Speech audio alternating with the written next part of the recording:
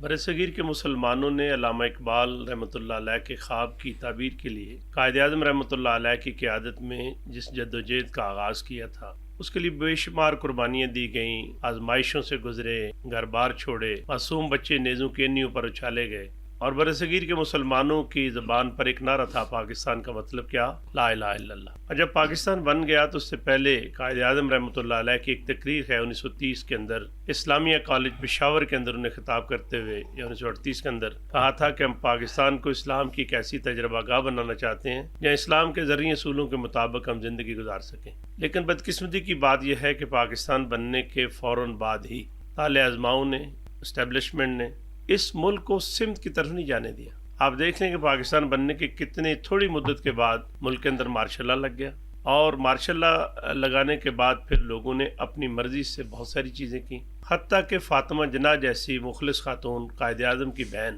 ان کے مقابلے کے اندر جو الیکشن لڑا ایوب خان صاحب نے، اس کے اندر بدترین دھاندلی ہوئی، اور فاطمہ جناح جو ہے اس کو بھی بطور غداری کے متعارف کرایا گیا۔ اب جن لوگوں نے پاکستان کے لیے جدوجہد کی تھی، قربانیاں دی تھیں، ایثار کا مظاہرہ کیا تھا، اور یہ خواب دیکھا تھا کہ کیسا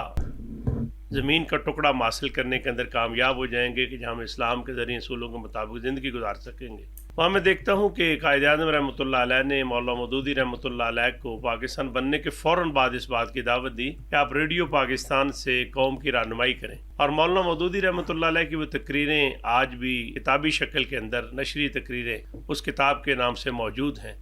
لیکن مولانا مودودی جو ہیں ان کو بھی جیل کے اندر ڈال دیا گیا، جماعت اسلامی کی قیادت بھی جیل کے اندر چلی گئی، اور مولانا مودودی رحمۃ اللہ علیہ کو بھی بہت جلد ایک فوجی عدالت نے قادیانی مسئلہ کتاب لکھنے کے جرم کی پاداش کے اندر جو ہے وہ سزائے موت سنا دی۔ تو یہ جو پریکٹس اس وقت شروع ہوئی تھی یہ آج بھی جاری ہے۔ آج کے پاکستان کے اندر بھی کوئی قانون کی عملداری نہیں ہے، جس کی لاٹھی اس کی بھینس ہے۔ حالانکہ اسلام کا تو قانون ہے مائٹ، لیکن یہاں تو مائٹ از رائٹ کا قانون چل رہا ہے۔ اس لیے میں سمجھتا ہوں کہ پاکستان نے برصغیر کے مسلمان قربانیاں دے کے خطہ حاصل کیا تھا، اس کی طرف پیش قدمی کرنی ہے تو کوئی مشکل کام نہیں ہے۔ آپ جتنا مرضی طویل سفر کریں، آپ ایک قدم اٹھائیں گے تو آپ اس طرف بڑھنا شروع ہو جائیں گے۔ آپ پاکستان کو قانون کی عملداری کے اندر لے آئیں، عدالتوں کو اختیارات دیں، وہ آزاد ہوں، اور اس طرح فوجی اور اسٹیبلشمنٹ کے گملوں کے اندر سیاستدان پیدا نہ کریں۔ جو حقیقی قیادت ہے ملک اس کو آگے آنے دیں۔ تو میں یہ سمجھتا ہوں کہ ہمارے بعد میں آزاد ہونے والے ممالک نے ترقی کی منازل طے کر کے ہم سے آگے گئے ہیں۔ ایک زمانہ تھا پاکستان نے لوگوں کو قرضے دیے تھے، اور آج پاکستان کا ہر پیدا ہونے والا بچہ مقروض پیدا ہو رہا ہے۔ میرا اپنا بھی احساس یہ ہے اور میرے جذبات بھی یہ ہیں کہ پاکستان کی اس جدوجہد کے اندر قربانیاں دینے والے شہداء کا خون